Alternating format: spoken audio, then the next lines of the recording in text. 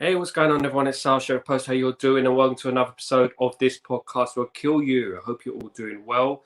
Thought I'd give you a little video today, a little season review. I've been away a few days. I just wanted to let the dust settle on what was a very disappointing result against Villarreal the other night. My take on things. I think everyone knows my take on things. I mean, in life, you can lose games. The best of teams lose games. You can lose finals are there. I mean, Wigan beat Man City. You got results that are crazy in life, but what I cannot understand is obvious tactical errors. I don't know why people are putting a quilt over this. This is absolutely unacceptable when it comes to football, right? It's so obvious, right? Football's a simple game. But what Ollie did the other night with keeping certain players on the pitch when they were run off their feet. I mean, Rashford had probably the worst game I've seen in the United shirt. Every single player I've ever seen in the United shirt, it's probably the worst performance I've ever seen. And he wasn't taken off. Do I blame Marcus Rashford? No, I don't blame Marcus Rashford. Marcus Rashford's been playing with an injury, and he's been, word out squeezed to the bone, to be honest with you. And I don't feel like it was wise to play him the full 120 minutes. And for him not to take off Rashford and bring on a Diallo, Ahmed, or bring on a Van der Beek to change it up a little bit, just to add that bit of guile into the midfield, that would have helped, because bringing on Daniel James, when a team is playing the low block, which he's done loads and loads of times this season, it's bewildering, because Daniel James runs and that's it. And if you're playing the low block, it's like running into a wall. This is what it is. It's like running into a wall. So he decided to bring on Daniel James rather than Ahmed. For the life of me, I couldn't understand why he did that. And when players are playing badly, you have to substitute these players. You can't leave them on. You can't just leave them on and, hope that things change. It's like insanity, the insanity that we were playing the same way for 120 minutes without no tactical change, without no clever guile, cheeky little tactical adjustment that Sir Alex used to do. After 60 minutes, you can tell that the team are run off their feet. Villarreal were never going to create a problem attacking us, because they were defending for their lives. Villarreal were there for the taking, in my opinion. And everyone wants to defend Solskjaer on this. Solskjaer lost that game. I believe that Solskjaer lost that game. I mean, the substitutions to take off Pogba. People say he's keeping Rashford on for penalties. No, Pogba was the penalty taker. Is a penalty taker, and he was taken off. I don't understand how you would keep Rashford on when he's having a stinker. And Rashford, let's be fair, he's been burnt to the ground, right? As I said, and it's only going to affect him more if he's kept on the pitch. His morale's going to be damaged long term. If you're keeping him on the pitch, he's going to be damaged long term, because you're wearing the player down. You're wearing the confidence of the player down. He's having bad. I mean, when you've got the world watching, I mean, I don't know if everyone has ever played football. When you have people watching, you make a mistake, it is very hard on the mental side of things when you're trying to pick yourself up. And I would have 60 minutes thought, you know what, Rashi, you had a good run. Here you go, mate. Have a rest. Bring on someone else. Let's see what we could have done, and we could have won that game. I mean, and you're looking at a team like Villarreal, who are 7th in the Spanish La Liga. And this is not an ordinary Spanish La Liga. This is a very poor Spanish La Liga. This is not the La Liga of 10 years ago. This is a poor La Liga. They're 7th in La Liga, right? So I believe that any team in the top 4, apart from United, would have won that game. I believe that, and they would have won it comfortably. Do I see this team going forward with this regime? Yes, if you throw money at the problem, it might get better. But at the end of the day, you do need a good manager. You do need a good manager, because you could spend 500 million, but if you haven't got the regime, the coaches, the manager correct, you're not going to sustain long-term success. because you need to build it up from the ground upwards. And Ole Gunnar Solskjaer is slowly becoming a serial loser. I don't know whether it was 10 years ago or something, he won the Norwegian Cup. You know, so when you start getting that mental block where you keep losing semis, you keep losing now finals, you know, we ain't got forever, you know, and you got fans out there who are continuously backing this guy, right? These fans are called the part-time Glazer out crew. So they all came in their droves at Old Trafford to protest against the Glazers, right? Which the fan cams helped immensely in organising, right? They only went out there because certain bods on TV and commercially told them to do so. So they just followed the media, right? And this is what I've been saying for a long time. They're part-time Glazer out, yet they're Ole in. I mean, Ole Gunnar Solskjaer as a player was a fantastic player, right? Fantastic player. One of my favorite players of all time. But as a manager, he's not cut the mustard, okay? He's not cut the mustard. You've got teams around the world who have legends managing their clubs, who have legends coaching their clubs. Raul at Real Madrid, Zidane at Real Madrid, Pirlo at Juventus. You have these people who are sacked, you know, and they are club legends. You cannot be nostalgic when it comes to football. Bayern Munich, you know, they have legends managing them, but they sack them. Why? It's not about their legacy doesn't go. Their legacy as a player, it's not going to disappear just because they've been sacked. You know, their legacy is always going to continue to be there. And this is what I've been saying. It's like Ole Gunnar Solskjaer's legacy will always be there. But as a manager, he's just not got the skills to be a Manchester United manager. Not that he won't be a manager elsewhere, but at an elite club like Manchester United, you know, he just hasn't got it. The semi-final against Roma, we were shocking. You know, the semi-finals, the quarterfinals we've lost this season, we were shocking in every single game, right? Let's not get clouded by the second place finish. The second place finish is just a smokescreen, right? This season was completely void, in my opinion, because it was unprecedented. You had the COVID, you had empty stadiums, blah, blah, blah. No team played well. No, Liverpool had injuries. Chelsea had injuries. Chelsea changed their manager, right? Liverpool had ridiculous injuries in defence, right? We had an opportunity this season, to be fair, to actually win the league. And we're celebrating second place in this league, which was poor. And I don't celebrate second place. I don't. And I will never celebrate second place. And this gradual acceptance of mediocrity, the Glazers are feeding it into you. And you act like you're Glazers out, but you're just actors. And that's all you are. You buy the green and gold scarf, but you're just actors. You're just actors. That's all you are. You know, there's people in our fan base. There's elitist fans who just want to criticize other fans. They want to criticize podcasts and fan cams, and because they can't do it, because they don't have the charisma to do it, because they don't know how to do it, right? And to be honest with you, fan cams, right? We all have our fan cams. Every one of us can make one of these, you know, and every one of us can talk about football. Now, I talk about football in regards to I enjoy football. I love football. And I've spoken to players from around the world. I've spoken to Brazilian internationals. I've spoken to West Ham ex-players, Liverpool ex-players, United ex-players. And, you know, it's my hobby. It's not that I'm making money from it. It's my hobby. Now, you got narrow-minded bigots like Pete Boyle who want to continuously slag fan channels off, right? They want to continually slag fan channels off. Yet, they want to go on Sky Sports, which are famously anti-United, and splurt their garbage, right?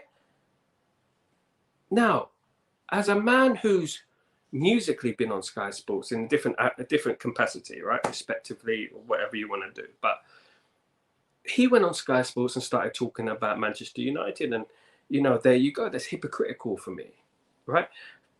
I, as a fan cam, let me spell it out for a minute. You know, I know he's completely a country bumpkin, whatever he is, but I don't make money from this channel, right? Number one.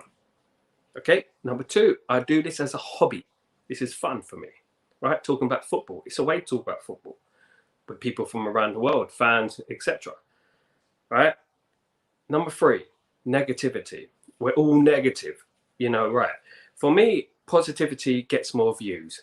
If it's about views, as they are saying, positivity gets more views. And it's proven on the United Stand, it's proven on other entities that you get more views and more popularity from positivity. Now, when positivity doesn't exist, we're not going to create a fluffy cloud unicorn sort of mentality. If positivity doesn't exist, I'm not going to speak about positivity. And that's it's as simple as that. Everything right now is negative.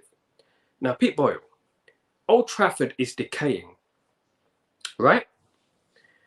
Our infrastructure is declining. We're not even in the top 10 best infrastructure teams in the Premier League, in my opinion. Our academy is backwards, right? We've got a backwards academy. Our sports science team are non-existent, right? Players since Fergie days have put on weight, right? They're not as fit as they used to be. I've seen it myself. There's no, as Gary Neville said, there's no pre-match entertainment anymore. There's no ex-legends coming onto the pitch and hyping up the crowd as they used to do. You know, now it's just like the match day experience is completely gone. It's completely gone. And when you want to slag off fan cams who are single-handedly promoting the decline of Manchester United so that something can be done about it, so that the Glazers can be removed, you're just a fool, mate. You're a fool. And if you want to come on this channel and if you want to talk to me about that and you want to talk to me and educate me about your feelings, respectfully, come on my channel. Don't talk on Twitter. Don't act like a big man on Twitter. If you want to talk about it, this is all about United at the end of the day. At the end of the day, as I always said, we are united. Manchester United. If anything hit the fan, I'm there for my United fans. I'm there for them. At the ground, I'm there for them. You know, whatever it is, I'm there for the United fans. And if you want to come on this channel or you want to meet face to face, let's do that and let's have a chat. Let's have a chat. Because to be honest with you, I'm sure I'll give you some harsh lessons in regards to knowledge of United and knowledge of the way the things are going at the moment with the Glazers and the way things are going up at the moment with the club, which are negative. And this thing is going to spiral out of control because our club is declining slowly and slowly. And year by year by year, we're going down, we're going down, we're going down. And if anyone wants to talk to me about that, that's absolutely fine. Come on the channel. Stop talking on Twitter. Come on the channel. Pete Boyle, Stephen House, everywhere it is, they want to defend themselves. They want to talk about it. They want to talk to me about their feelings. It's absolutely fine. Pete, look, it's nothing personal, mate. And it's not about views, mate. I have millions of views across the net on my other entities, which I do for my full-time job, right? I don't need to promote that, right? I don't need views. This is just to connect with Manchester United fans, as I said a million times. And even if I did make money, why are you on Sky Sports? Did they pay you PRS for Sky Sports? Did you collect your royalties for that? Did you? All right? Did you? The thing is, the whole thing, it boils down to jealousy. And the thing is, everyone wants to be the voice of Manchester United. They want to be the voice. I am the main voice of Manchester United. I am the kingpin of Manchester United voices. And when someone has a greater voice than them, even because they've been supporting United so long, they feel like, that's not fair. He's not a real Man United fan. He's a Leyton Orient fan. He's a Nottingham Forest fan. And that's what they do. You know, they try and alienate you from Old Trafford, from Manchester United, and make up stories about you and, you know, try and act big online, try to be cheeky online. And this is not how it works with me. If you want to come on the channel and you want to talk to me, I am open, all ears. I am all ears, and I am personally inviting you to either come on the channel or meet me face to face whenever, wherever you want, and we will discuss it like men, rather than being on Twitter if you've got a problem. Okay? Because at the end of the day, what I've experienced this season and my review of the season is shocking. I mean, I am disappointed with United fans. I'm disappointed with the accusations of racism from United fans. I've had it myself, and they write things to me, delete tweets and stuff like that, so and act like they're innocent and they know who they are. I've already approached them about that. You know, there's people out there who want to slander your name, and United fans have disappointed me. Some. Now, there's people out there, there's great United fans who have really, you know, changed, in my opinion, and sort of understood what we're trying to do, understood that we're not spoiled. I mean, I started supporting United before we were winning trophies, right? It's not about spoil, it's what we built that's being crashed down. All right, we built it. Why are you going to smash it down and just watch it while it happens? I'm just going to sit there while it happens. Why are you going to do that? Why are you just going to sit there while it happens whilst we're declining? Why are you just going to let that happen? Would you do that to your family member? Would you do that? Why are you going to do that? It's not going to improve if you don't speak up. Revolutions and changes in life, you know, in every society were done through speaking up, and they weren't being negative. They were trying to make change for the positive. And that's what we're trying to do with United. That's what we're trying to do. And if you want to approach me on that and you want to talk to me about that on this channel, you're more than welcome, right? Second place, great. But there's no point if we're going to get knocked out of the Champions League first round, is it? There's no point. Look, right. The part-time Glazer out crew, all right? That's what I'm going to call them now.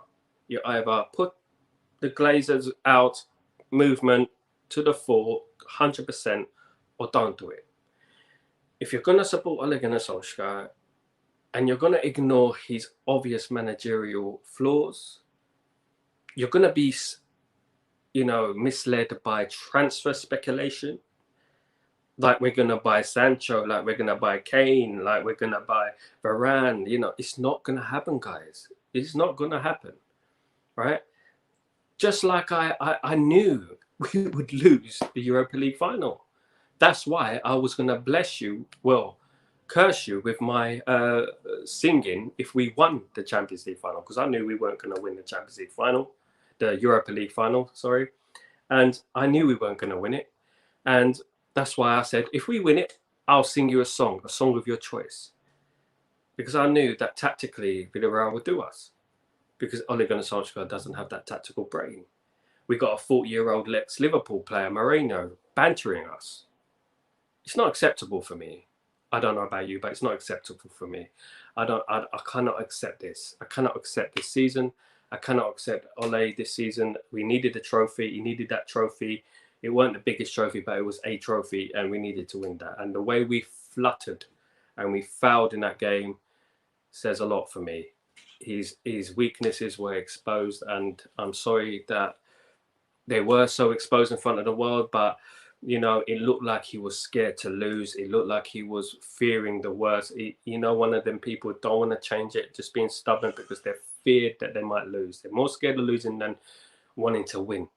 In football, you have to have the courage, you have to have the guts to go for the game, and we didn't go for the game. We didn't want to win that game. He just wanted to get it to penalties. That's disgraceful, in my opinion. All right, and whether he changes, you can't teach an old dog new tricks, because he's not young. He's nearly 50, right? And he's not going to change the way he is, the way his style is, because he hasn't changed it all season. And the way Van der Beek has been treated is disgraceful. It's amateur, the way Van der Beek has been treated. You buy players, you play them. McTominay's of this world, you know, haven't played well all season. Had a decent game the other night, but a decent game is not enough for Manchester United. We need world class. That's what we need. And we need to give more players a chance. We need to give more youngsters a chance. In that game in particular, when we needed to unlock the door, when they're playing the low block, come on, you bring on Daniel James. Daniel James running into walls again. You know, come on, stop it. You know, this season's been a failure. And if you do not point out that this season has been a failure, you are part of the problem. You're just as much as a problem as the Glazers. Like Pete Boyle is a problem like the Glazers. like Webby is a problem, like the Glazers, all because now look at them. Some of them are making podcasts themselves, some fan cams themselves, because they know that life moves on, technology moves on. We got to talk like this now. We got to go online now. We got to do it a different way now. You know, just like going on Sky Sports and splitting your garbage, yeah, and acting like you've always been Glazers out when you haven't. All right, so my verdict of the season was it is a failure, and I'm certain that the next season is going to be worse. Liverpool will improve, Chelsea will improve, Man City will improve, even Arsenal will improve probably, and there you go, mate.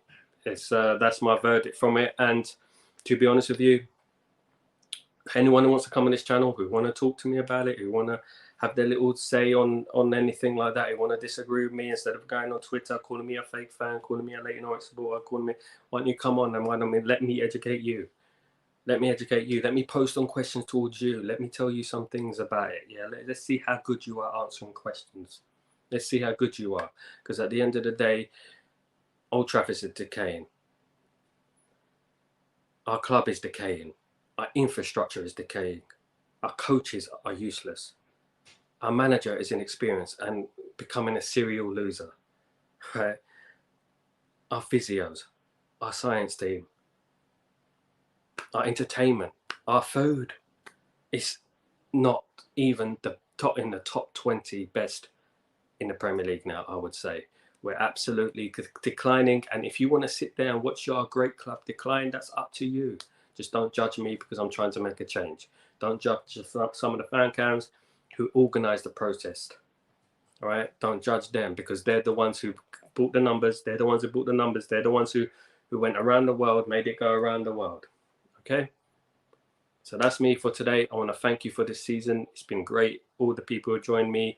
I've got some bigger things coming next year, more structured shows, and I've got a studio coming up, and it's going to be good things. And I'm going to have lots of guests and great, good times, hopefully. And hopefully we wake up and smell the coffee, because at the end of the day, this is starting to get deja vu. It's Groundhog Day again.